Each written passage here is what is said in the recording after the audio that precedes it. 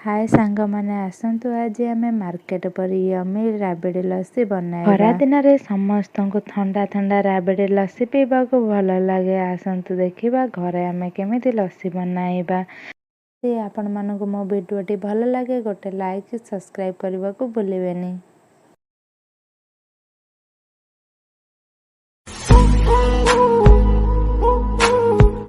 देखंतु मुझे लस्सी half litre बसा दे नहीं मु बसा दे घरे बनई आपण मैंने घरे मध्य बनई पारे ना मार्केट दही नहीं पारे। गोटे कप चीनी नहीं जेहेतु आम राबिड़ी लस्सी बनाऊँ से हाफ बाउल राबिड़ी नहीं। बॉर्नविटा एटी मु 4 चम्मच नहीं।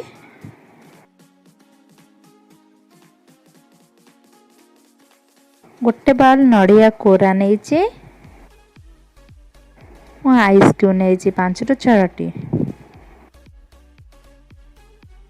सजेवा 3टी चेरी किसी चेरी को काटी नहीं। काजू 4टी किसी किसमिस नहीं। गोटे ग्राइंडिंग जार नहीं से आम दही की देबा।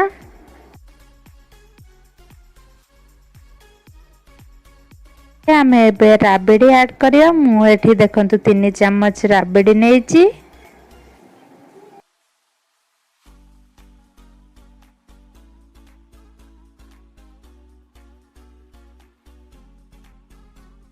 आसतु से आम बॉर्नविटा ऐड करवा। देखंतु मुझे गोटे चम्मच बॉर्नविटा देली। एबे आमे से चीनी ऐड करवा। आपण माने आपण हिसाब रे चीनी कम बेसी करि परिबे। जे राबिड़ी लस्सी बनाउचंती राबिड़ी रे मध्य मीठा अछि से हिसाब रे आमे चीनी ऐड करवा। तो आमे गोटे मिनिट पई दही को ग्राइंडिंग करि नेबा।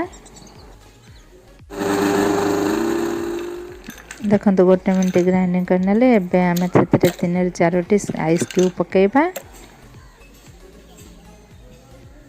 देखंतु एठी मु 3टी लस्सी बनाया 3टी ग्लास नहीं। एबे ग्लास को आमे टिके डेकोरेट करनवा जेमेति लस्सी टी हमर सुंदर देखा जिवो। तो बॉर्नविटा रे मु केमेति ग्लास टी को डेकोरेट करूची।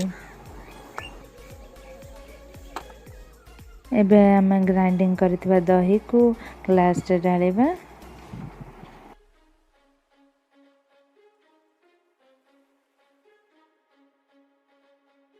आमे एबे नड़िया कोरा देबा।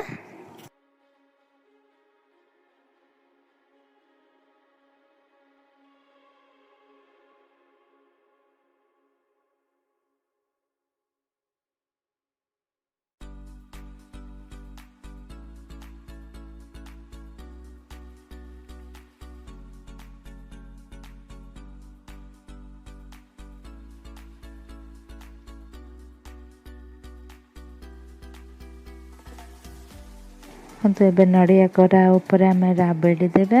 आमर 2टी ग्लास राबिड़ी दिहला। आ जो ग्लास टी फांका अछि बापांगर राबिड़ी पसंद न बोली मु सेति पई राबिड़ी गोटे ग्लास रे देली नै। चम्मच राबिड़ी ऊपर बॉर्नविटा पाउडर देबा।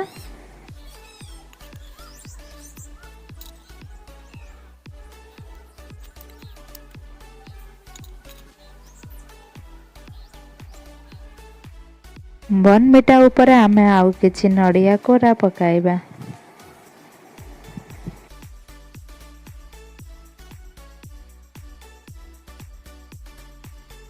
आमे काजू किशमिश को दबा।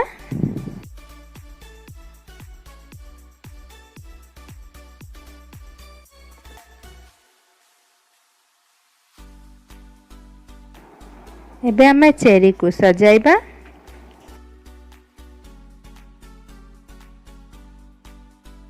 एबे आमे आउ किछि राबिड़ी दबा। एबे आम लस्सी टी केते सुंदर देखा जाउची। हमर एबे राबिड़ी लस्सी प्रस्तुत हो गला।